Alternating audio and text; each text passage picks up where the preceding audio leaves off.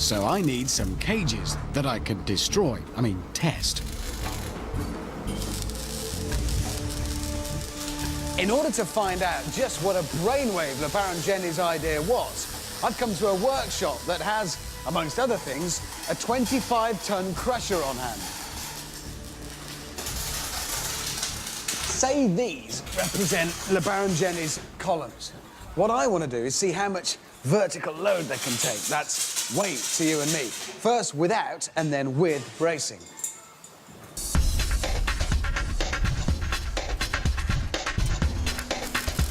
Structural engineer Brenda Marsh has set up an experiment to find out how much downforce it'll take to crush my metal towers. So, Brenda, I know this is all about sort of bracing or beams, but how are we going to show that? How's it going to work? Yeah, what we're going to do is we're going to take this sample here that has some columns with no beams in it whatsoever, and we're going to stick it in a press over there until it breaks. What am I doing? You're going to operate the machine. OK, that's a mistake. Right, I'll do that. You better put that in the business end of it. So I need to lift the ram thing up. Apparently it's this lever. Yeah. OK, now what I want you to do, Richard, is lower the plate down a little bit. Don't apply the pressure yet. There you go. OK, stop. We need to put some safety goggles on. Oh, OK. Of course we do. Make sure we're at a safe distance. That'll protect us. Right, so here comes your vertical loading. OK. Applying it now. The crusher can exert 25 tons of downward force, the weight of a locomotive. Oh, there we go. Oh, you can see the columns starting to buckle. No, it's not... There we go. The whole thing's starting to sway now, you can see. It's fantastic. Look at that. And that's gone. That didn't last long at all. Almost immediately, the tower gives way. And that's it. It's failed. This is what worried the early engineers. A structure like a skyscraper collapsing under its own weight. That would be bad in a building, wouldn't it? That would be very bad. We design buildings so they don't do that. OK. Right.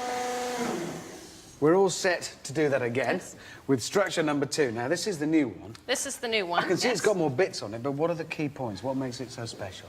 Right. What we've done on this one is we've taken what we had in the original structure. So that's these 4 columns? These columns, yes. Yeah. And we've added in some beams here. That's these? These, yes.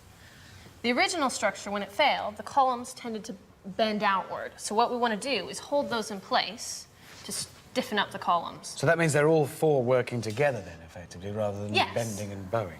Yes.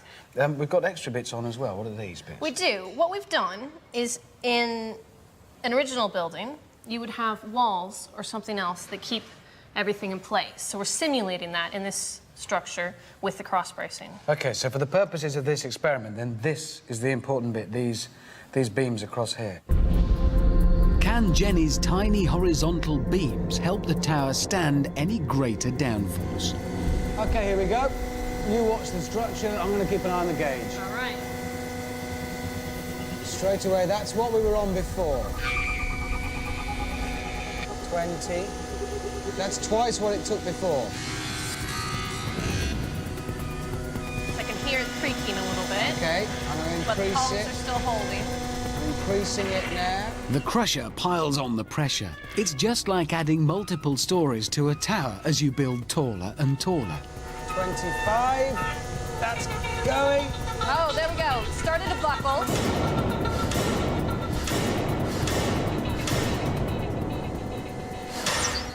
I've broken your clever one.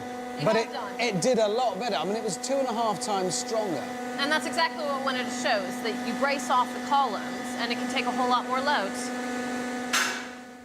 Can I say something, though? Because, I mean, instinct tells me now, tie it together, it'll work. Why? Well, it's obvious now, because we've seen it. It happens all the time. But before anyone ever thought of it, it's not the obvious solution.